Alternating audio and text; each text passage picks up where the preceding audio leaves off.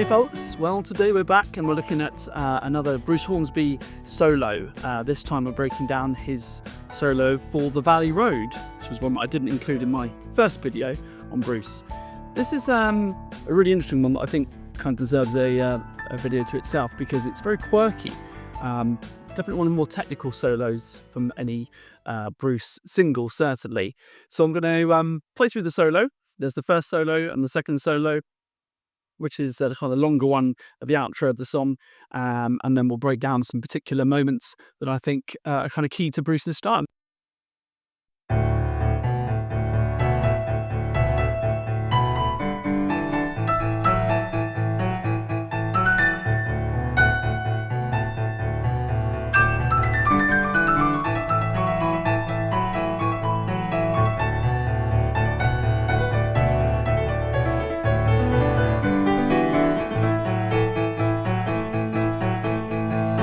I think one key aspect to the sound of this song is that it's modal and mixed Lydian with the A major, and most of the time a G natural rather than a G sharp. I mean, in the chorus of the song, it's sort of, it's implied that you go F sharp, minor, E major, and D. But the fact is, you got F sharp minor, E sus4 really, with an A rather than G sharp, and even the D chord is a D major, but more of the time you hear the sort of ninth or sus2 in the chord. You could argue the sound is more E major, but then at the end of the chorus,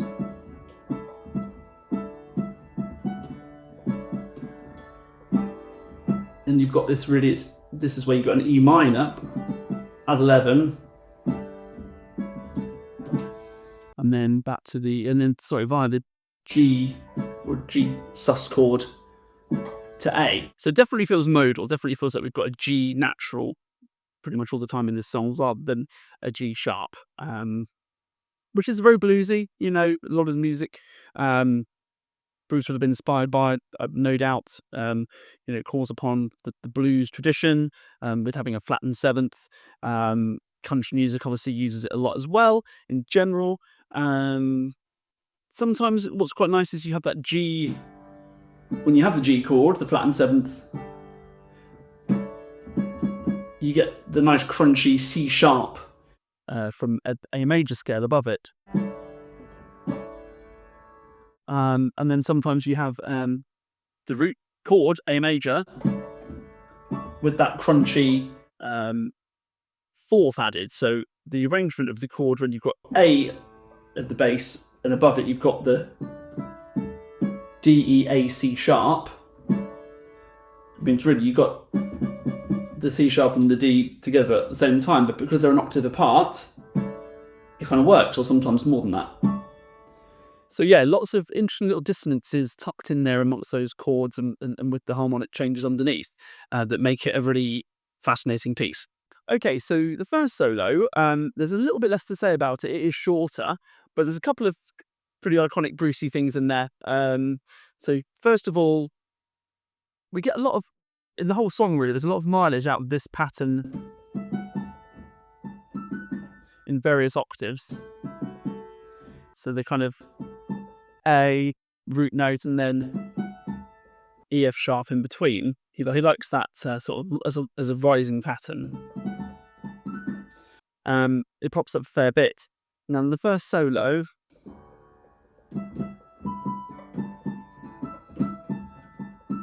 there it is. Generally a lot of focus on the kind of sixths and ninths. So the F sharp as we're in the key of A.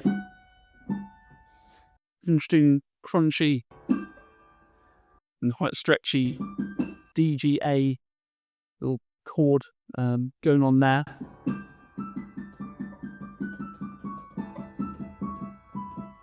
And then we go into a classic sort of built around a broken chord with a repeating note. He likes to repeat a note either lower down or higher up. It's kind of a form of a pedal note really. So in this case, it's all based around an A major. you've got the E, so that's on fifth of the chord at the bottom, C sharp, B, A, sometimes an E an octave above. So he likes that kind of broken chordy thing. There's loads more of that to follow. Then he goes into this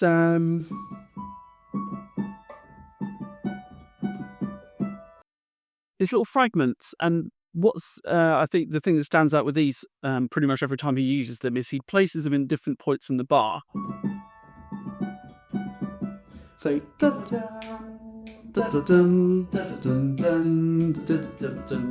so it's always, we're hearing this repeating pattern, but it's interesting because it's not always on the same emphasis in the bar. Then there's a bit of a travelling knives end to this first solo. And then we're back to kind of the roots and octaves thingy, a bit like at the start. So that's the first solo section, as I say, kind of short. The outro one, they're a bit longer.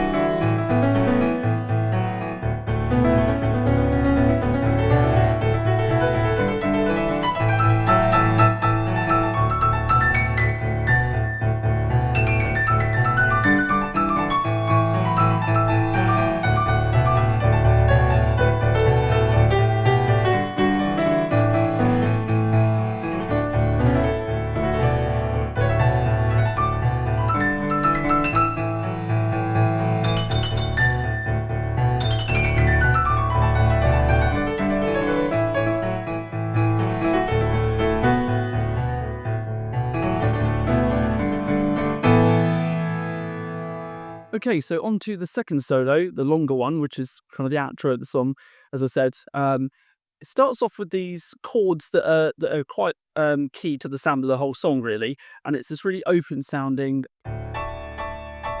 So you've got there, it's really a D9 chord, D, E, A, C sharp, but with no third, which would give it a different sound, but it's got a slightly harsher sound, I think, without the third. So we've got that, and then another one. This time it's with the third. It's another major ninth chord. This time it's a G1, contains the G, A, B, F sharp, and A. And we're back to that octave and fit just around the root there, A major. So the rhythm here is really interesting. You've got these now,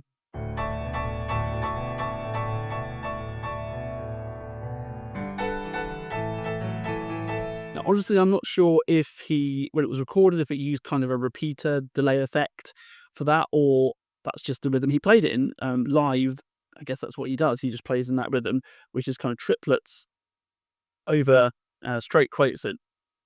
Yeah, triplet crotchets over straight quavers in the left hand.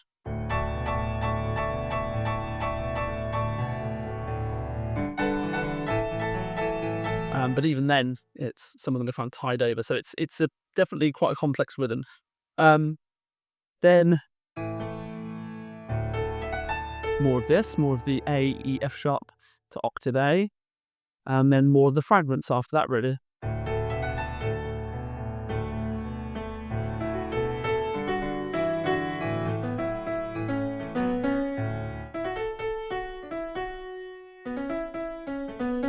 So yeah, repeating kind of sequences, ideas with different emphasis in the bar, moving down in this case.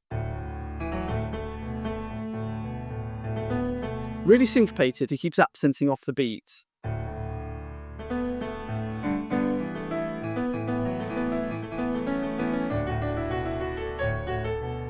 So more of those climbing-y patterns that we know Bruce likes to do a lot of. He kind of does one around the A chord, and then there's sort of one around the D chord. So it's kind of where it all comes from. These little ornamented figures he likes to do, which he uses in lots of his songs. Something like that. It's funny when you slow it down like this, we can't always think exactly how you ornament it, but you kind of know the sound is right when you when you do it the right way. Sort of a turn up and down. Does some of those earlier in the song too.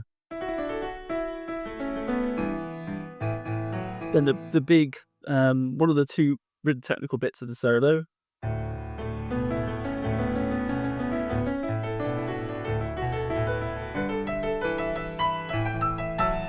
So there you've got this climbing, so to take you from the A to the D shape, and up to another A.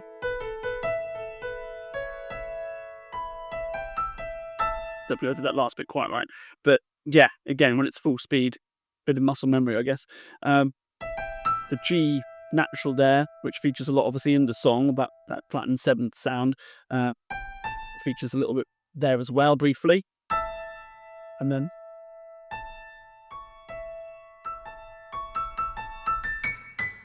more climbing up over an A arpeggio. More broken chords around A, but often usually that D in there, the fourth as well. Sound. Yeah.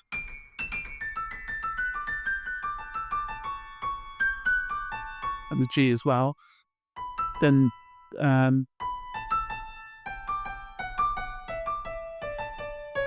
he goes down, he keeps going up to a sort of a pedal note again.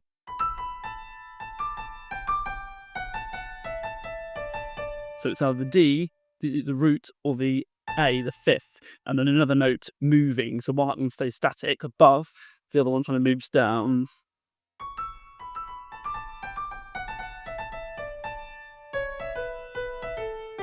And then, going down further.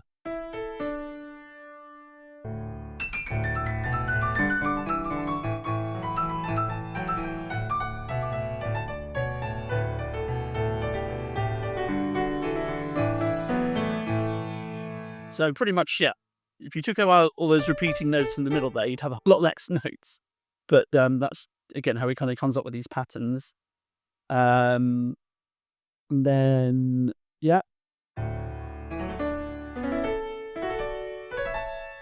actually quite easy. It sounds a bit technical, but it's either kind of E, F sharp, A, D. So you could think of that as a broken D chord with the second to third, then same on A, B, C sharp, E, A.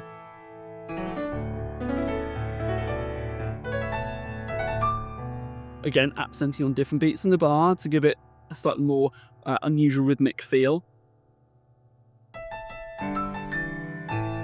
More octaves and fifths. Then we climb up really high. Getting right towards the top of the piano here. Then, probably the trickiest bit of the whole solo.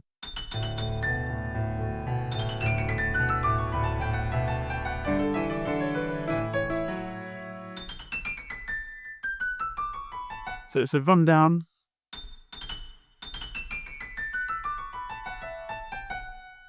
Kind of pentatonic one.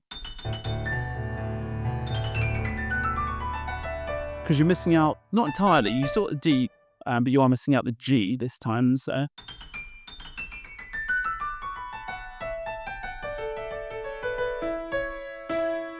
And it's quick, semi-quavers, section for puts at the start as well, so it's fast rundown there.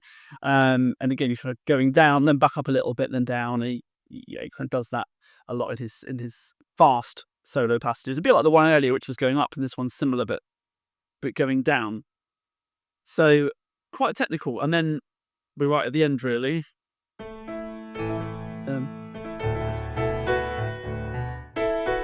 More classic fourths. That really open sound.